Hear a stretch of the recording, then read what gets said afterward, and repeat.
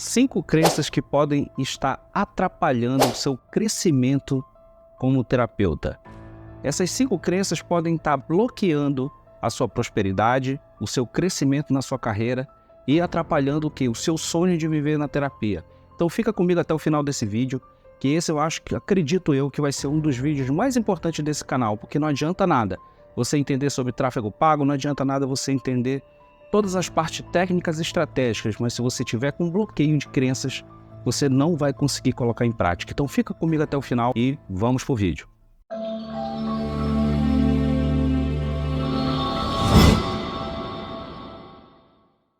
Olá, então vamos lá, vamos começar a nossa aula de hoje. Para quem não me conhece, meu nome é Paulo Alcântara, eu ajudo terapeutas a lotarem sua agenda, viver da terapia através de ferramentas do marketing digital.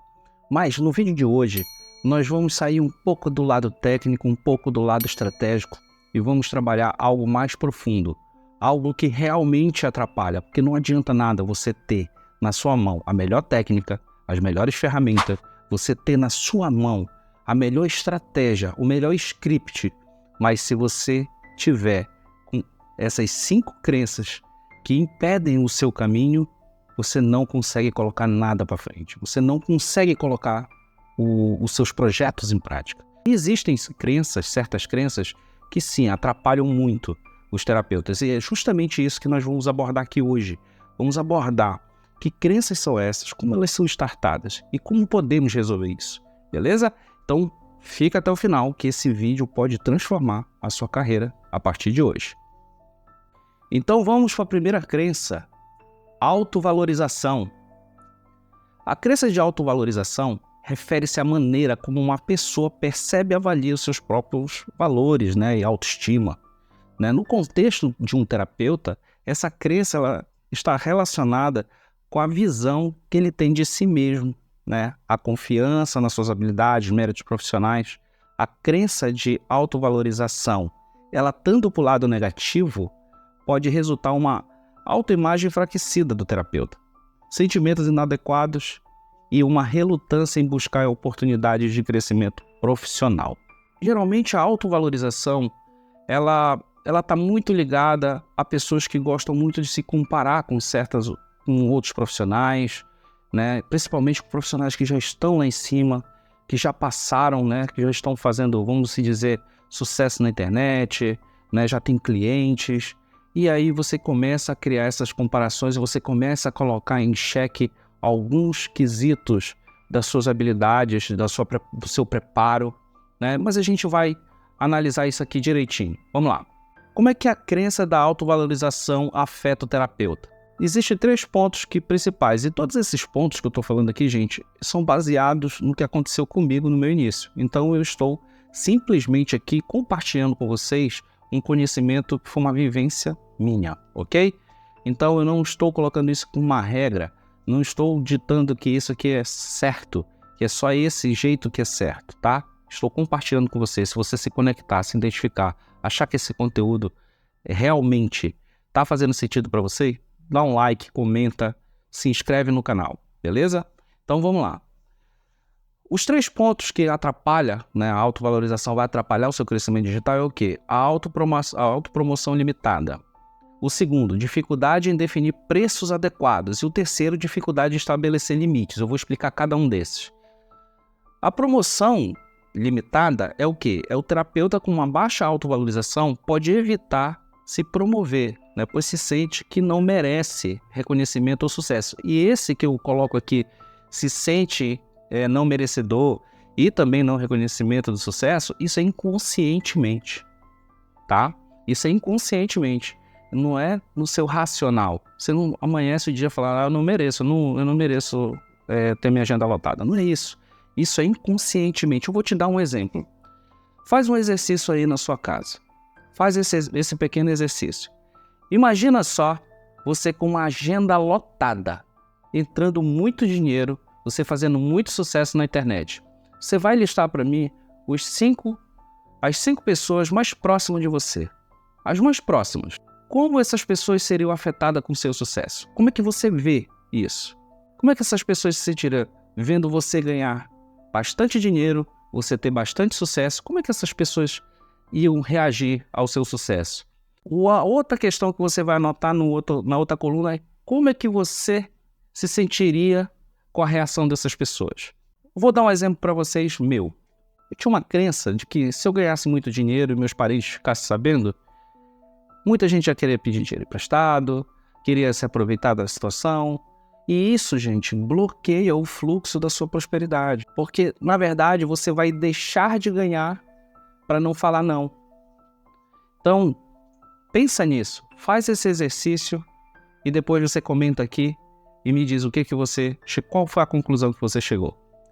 Vamos lá. Dificuldade para definir preços adequados. Quando eu tenho a minha autovalorização abalada, eu tenho medo de passar o meu valor. Eu tenho medo de falar o valor do meu processo terapêutico, eu tenho medo de falar o valor do meu serviço, eu quero cobrar bem baratinho, com medo do cliente achar caro, achar que não vale. E isso tudo está ligado à autovalorização. E se eu parar para pensar, o que acontece? O cliente ele não sabe o valor do meu serviço. O valor que eu passar para ele não tem embasamento se é caro ou barato. O que vai definir se é caro ou barato vai ser o quê? A percepção de valor que ele vai ter no momento que eu fizer minha oferta. Então, se eu apresentei para ele os benefícios, se aquilo ficou claro para o meu cliente, independentemente do valor, ele vai fechar com você. Então, tem terapeutas que eu conheço, né? Às vezes cobra R$50, R$30 numa consulta. Isso prejudica, porque quando ele termina aquela consulta, termina o trabalho dele, ele não se sente que ele ficou realizado, porque ele cobrou um valor abaixo daquilo que ele, na cabeça dele, acha que merece. Porém, como ele está com essa crença de autovalorização, né, dentro dele, ele fica travado de cobrar. E isso atrapalha. E isso aí vai fazendo o quê? Você vai desmotivando a você divulgar o seu trabalho, a você continuar nesse trabalho. Então, pensa nisso. O cliente, ele não sabe o valor do seu serviço. Quem vai determinar o valor é você. E você tem que passar o seu valor com franqueza. Você tem que fazer um estudo de mercado e verificar o que você está cobrando. Está dentro do que outros profissionais estão cobrando? Ótimo, excelente. Então é esse o valor que você vai cobrar. Sem medo, simples assim. Ok? Dificuldades de estabelecer limites. Além de cobrar barato, o terapeuta não deixa claro na hora do fechamento o quê? Limites de horário, limites de atendimento. E aí o cliente se acha no direito de estar toda hora ligando, querendo marcar uma videochamada. E isso pode atrapalhar o quê? A sua agenda. Você não vai ter tempo de estar ajudando outras pessoas. Por quê? Porque simplesmente você ficou travado de impor certos limites para aquele cliente. Impor limites de horário, de atendimento. Olha, o seu atendimento nós vamos ter um encontro todas as quartas-feiras, às 17 horas. E o que você for passando durante a semana, anota no caderno, para você não esquecer o que você está passando. Na próxima sessão você traz tudo o que aconteceu, que nós vamos debater a sua semana. E passa um plano de ação. Para você resolver isso é fácil. Você passa um plano de ação para o seu cliente, para ele fazer durante a semana até o próximo encontro. Você vai manter ele ocupado com ações que possam ajudar ele na situação que ele estiver passando. Beleza? Então vamos lá. Como é que vamos resolver esse problema? Soluções práticas para você resolver esse problema de autovalorização. A primeira solução é o acompanhamento profissional. Você precisa de um acompanhamento profissional. Se você está se identificando com tudo isso aqui, você precisa de um acompanhamento profissional. Esse acompanhamento profissional, você pode buscar um colega de trabalho, né? Ou você não quiser se expor para um colega, busca outro terapeuta que não te conhece, né? E começa a fazer esse trabalho para você poder sair dessa situação. Porque sem você se libertar dessa autovalorização, você não consegue o quê? Caminhar. Você não vai conseguir colocar em prática todas as estratégias que você está aprendendo aqui nesse canal. Beleza?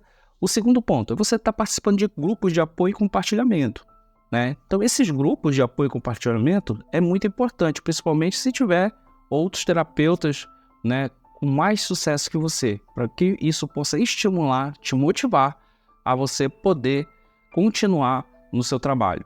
começar a aprender, ver o que essas pessoas estão fazendo de diferente que você não está fazendo.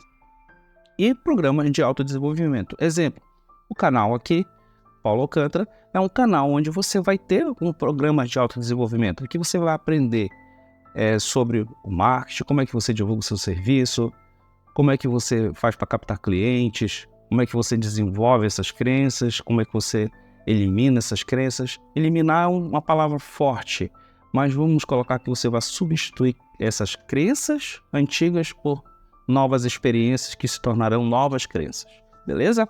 Então vamos agora para a crença número 2. Tenho muita concorrência. Essa é uma crença que realmente eu tinha muito forte, que era a concorrência. Eu achava que tinha terapeuta em todo lado e que o mercado estava saturado e tudo mais. Isso não é verdade. Vou te dar um outro exercício aqui para esse tipo de crença. Você acha que você tem muita concorrência? Faz assim. Imagina só 2 ruas para baixo da sua casa e 2 ruas para cima da sua casa. Começa a lembrar dessas pessoas e a rua da sua casa também. Na rua de sua casa, quantos terapeutas existem na rua de sua casa? Na rua de cima, quantos terapeutas? Na rua de baixo. Começa a analisar o bairro, quantos terapeutas tem? Você vai ver que você não tem concorrência. Beleza? Então, nós imaginamos um mundo de concorrência baseado num mapa muito pequeno. Então, o mundo é muito amplo.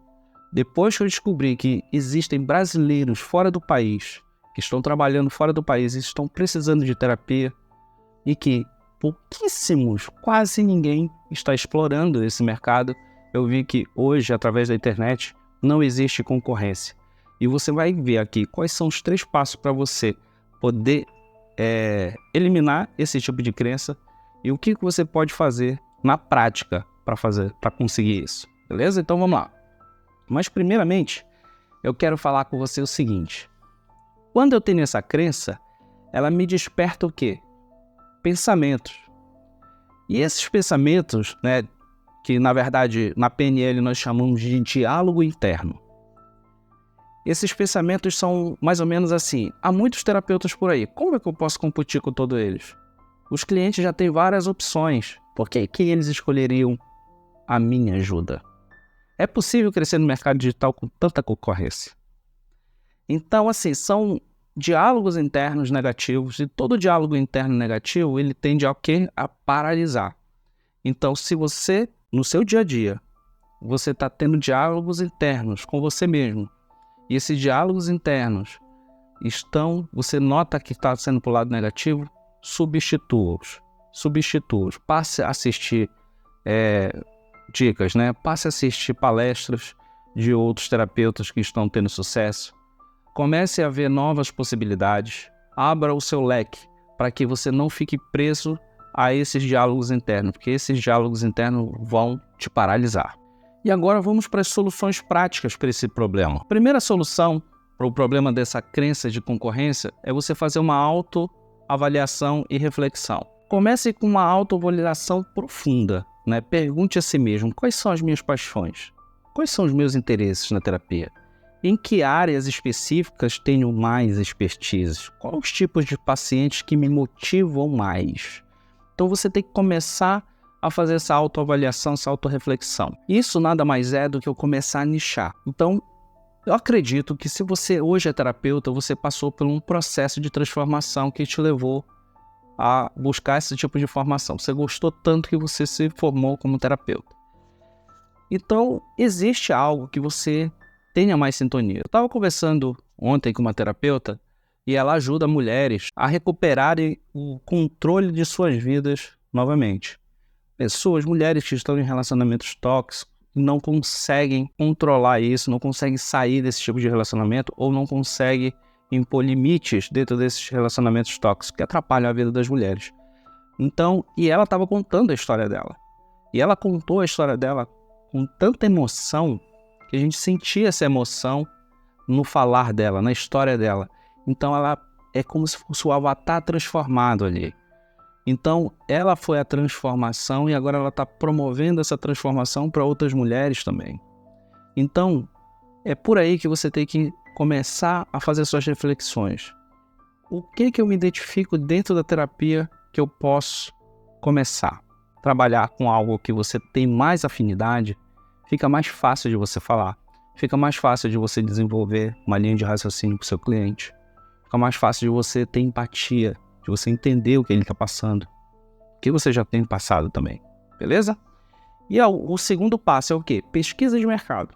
Você vai fazer uma pesquisa de mercado para entender as necessidades e as demandas das pessoas nessa área de atuação. Isso inclui estudar os problemas mais comuns que as pessoas enfrentam e os tipos de terapia que elas estão procurando.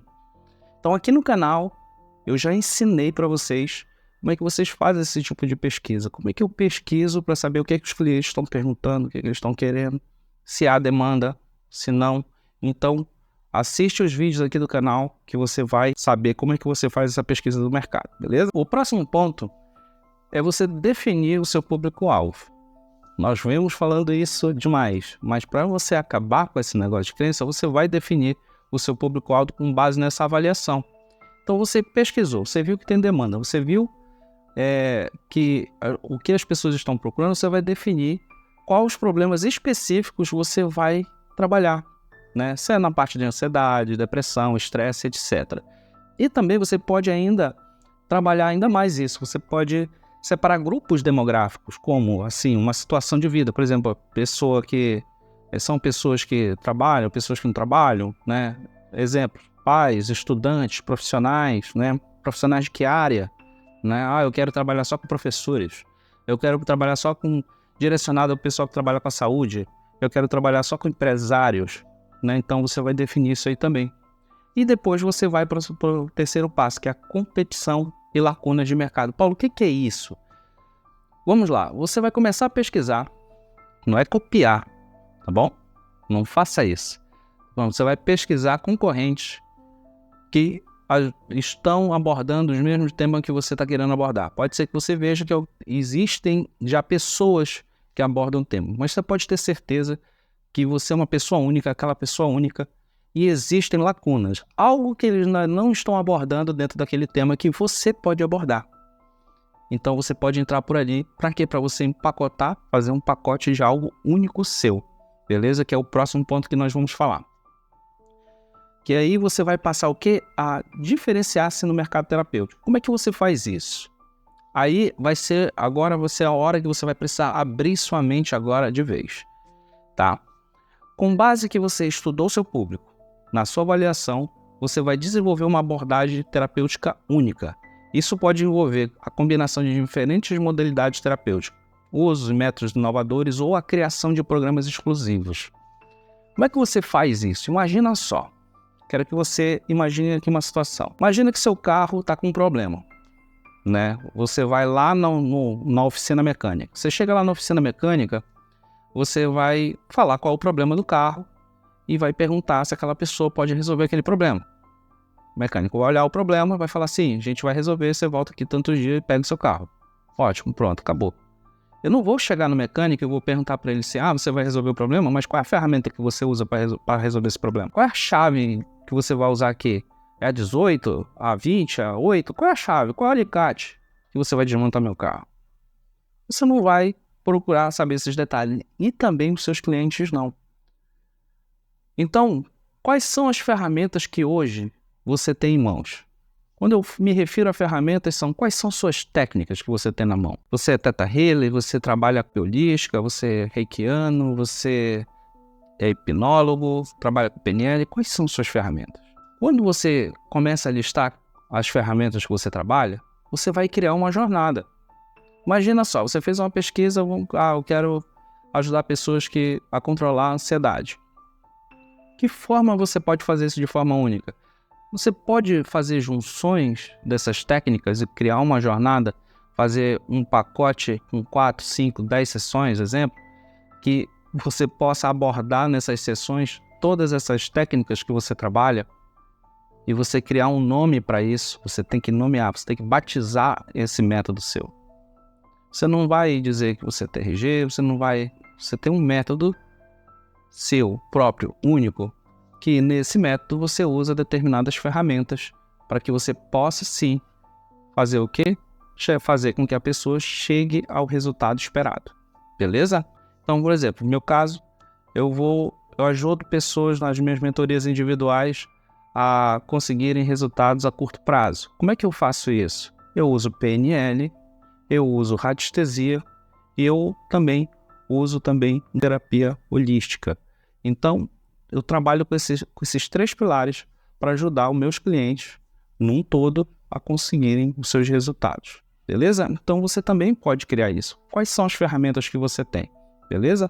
A partir disso, você criou esse projeto, você criou esse produto, agora você vai fazer o quê? Você vai trabalhar uma comunicação eficaz. Comunique-se claramente o seu diferencial em todas as comunicações de marketing, como seu site, perfil de mídias sociais, materiais profissionais, promocionais. Destaque o valor que você oferece aos clientes. Qual é o benefício que esse serviço vai trazer na vida das pessoas? O último que você vai falar é o nome do seu serviço. Você tem que sempre falar os benefícios que o seu serviço faz. Qual é a transformação que realmente efetiva pode trazer na vida daquela pessoa. Beleza? E como é que você vai compilar essa comunicação? Você pode incluir histórias de sucesso.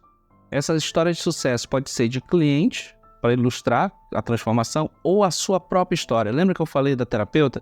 Que ela contou a história dela com tanta emoção? Então, eu até falei para ela, olha, você usando a sua história para contar para pessoas que estão passando o que você passou, você pode ter certeza que essas pessoas vão se conectar muito com você. Muito mesmo. Porque eu me conectei sem ao menos passar pela situação, né? Então, conte a sua história. Eu não tenho ainda depoimento de cliente, conte a sua história, tá bom? Educação continuada. Mantenha-se atualizado com as últimas tendências e avanços na terapia. Né? A educação continuada permite que você aprimore suas habilidades e ofereça o melhor tratamento possível. Então você sempre tem que fazer o quê? Você tem que estar olhando as tendências, o que está acontecendo, o que está mudando, quais são as novas abordagens, né? O que você pode trazer de novo também, como é que você pode abordar de uma outra forma, né? Sempre está inovando. Network, relacionamento, construa relacionamento com outros profissionais da área terapêutica, como médico, psiquiatras, conselheiros. Isso pode ajudar a levar indicações e parcerias estratégicas.